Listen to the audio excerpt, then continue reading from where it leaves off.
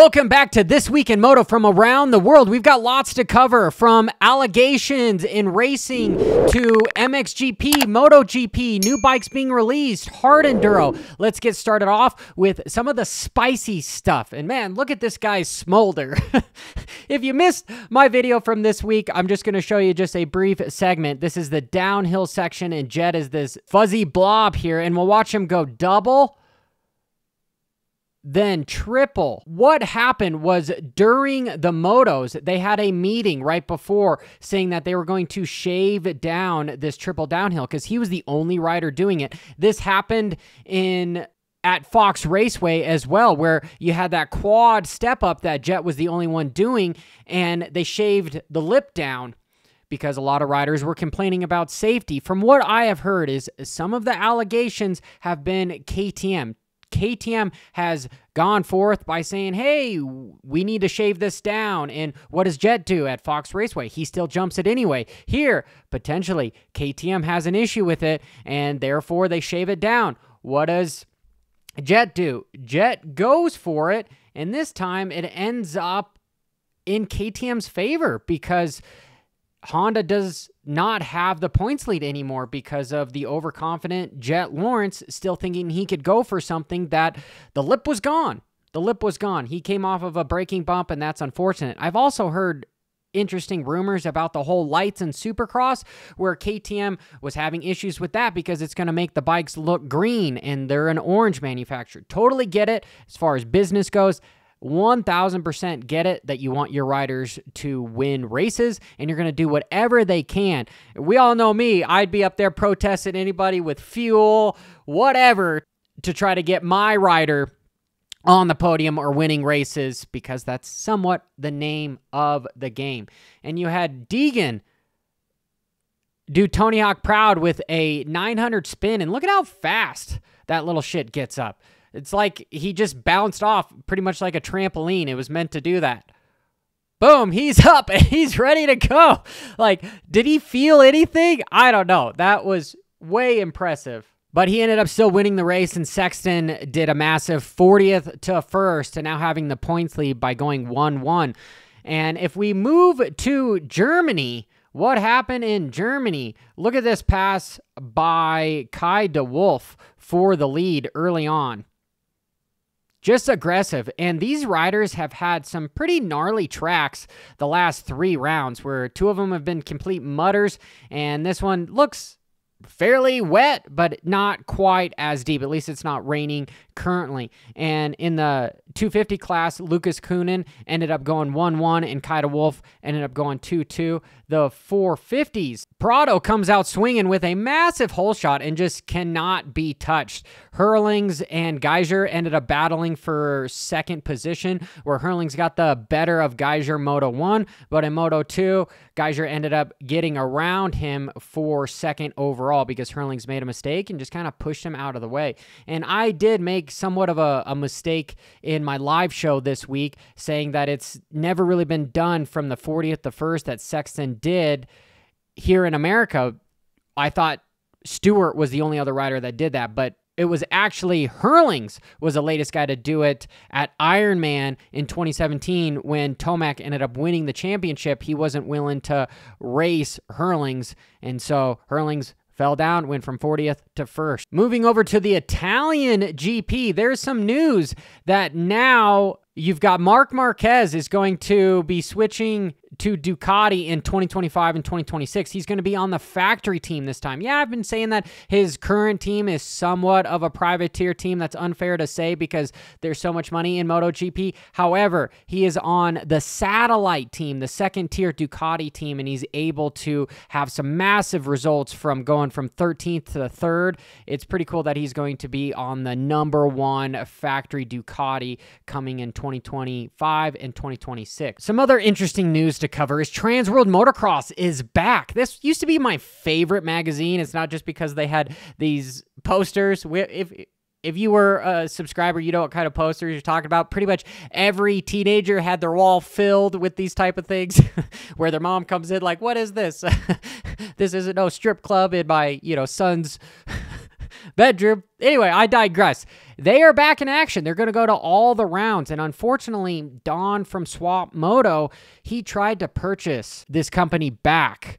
And unfortunately, some things happen. It sounds as if it went sideways, and the old team is no longer the ones covering this. So we'll see where this goes. Still a big Transworld fan. I believe that there's room for everyone here, but mad respect to Swamp Moto and that crew for coming out and just saying, hey, we're going to do our own thing. This is what happened. I love the candidness from those guys. And if I move over to a few new dirt bikes that are coming in 2025, we have the fabulous Electrode 20FS. It's like a little bicycle for the kids to run around, but that's not really the big one that came out. It is the new 450 and 250. The 250 relatively doesn't have a whole lot of new pieces, parts to it that have changed from 2024. On the 450, the biggest things that I know is, hey, they're going from a KYB to a Showa in 2025, and it's actually going to be a 1 millimeter smaller diameter from 2024.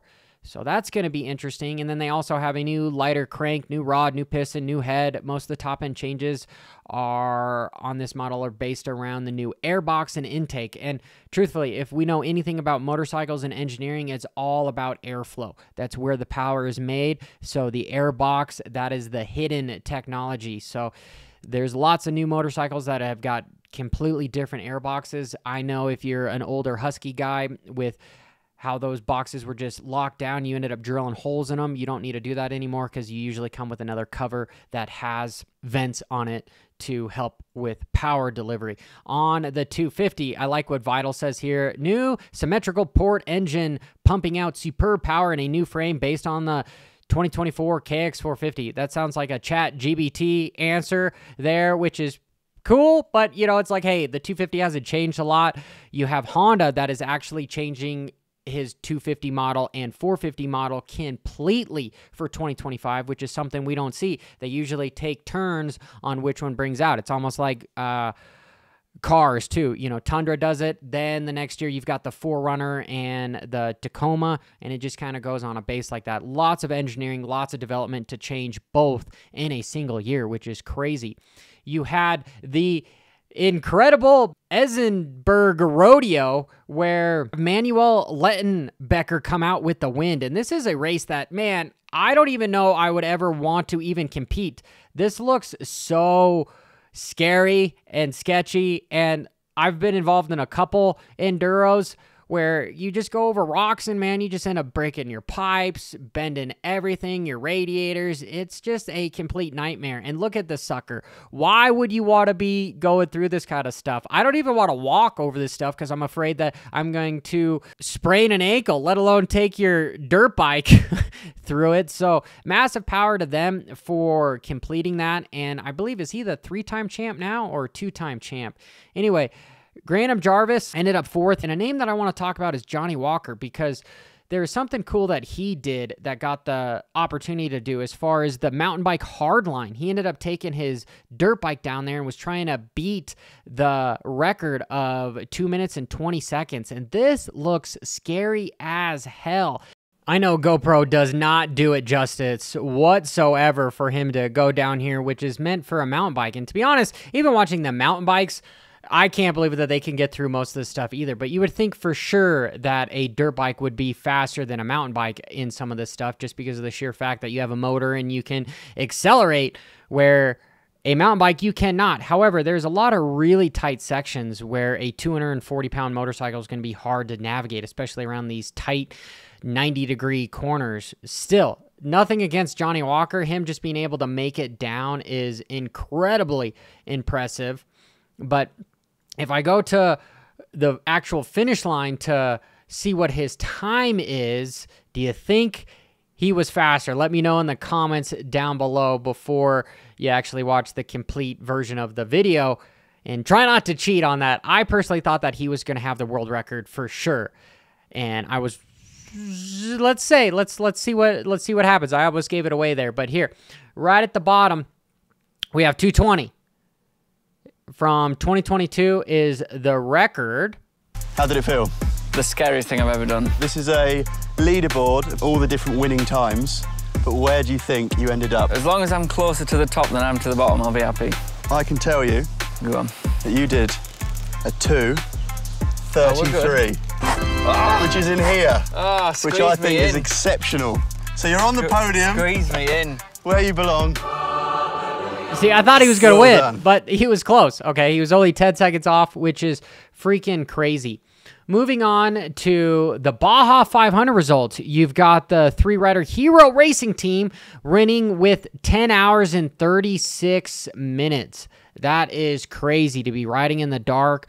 Freaking exceptional. You've got three of these top-tier riders that are able to just kick freaking butt and ride through the night. Something I don't want to do. Sounds very scary. This video, it sounds like there's a lot of things I don't want to do because it's very scary. Josh Herron with the Ducati team for Moto America coming away with the win. I hate to end the video like this. However, I feel it's important because you cannot change what you're not aware of, but you cannot help but change once you become aware. And we, as a community, need to take care of our own. And unfortunately, a privateer overjumped the tabletop at the top of the hill and went off the track and ended up taking out a Barx mechanic by the name of Tyler and breaking both his tib and fib. And his GoFundMe is going to be in the link below as far as the description goes. And just as a community, we can take care of each other. And the last thing I want to cover, I'm sorry, I have a little girl. There's something that needs to be said about poor little Brooke. She ended up passing away, I believe, at Lake Elsinore because she was riding the 65 track in a bigger bike, ended up colliding with her, and I believe she passed away at the track. And I can't imagine what this family is going through because motorcycles are there to get away from all the hardships in life. And I know the tracks do the best they can to prevent some of the stuff that happens, but I encourage everyone that if you see something wrong doing, even if it's an individual that doesn't know where to go on the track, if they're riding backwards or something that you see that could be preventable, please stand up. Again, the tracks do the best they can. However, the community as a whole, there's lots of stuff that we can prevent from happening. And I hate to even cover this, but the GoFundMe is in the description below because we should reach out to this family and know that they are loved and taken care of. And little Brooke riding in the sunset, you know, and I'm sure she's in a better place, but I'm going to leave with silence for remembrance for this little angel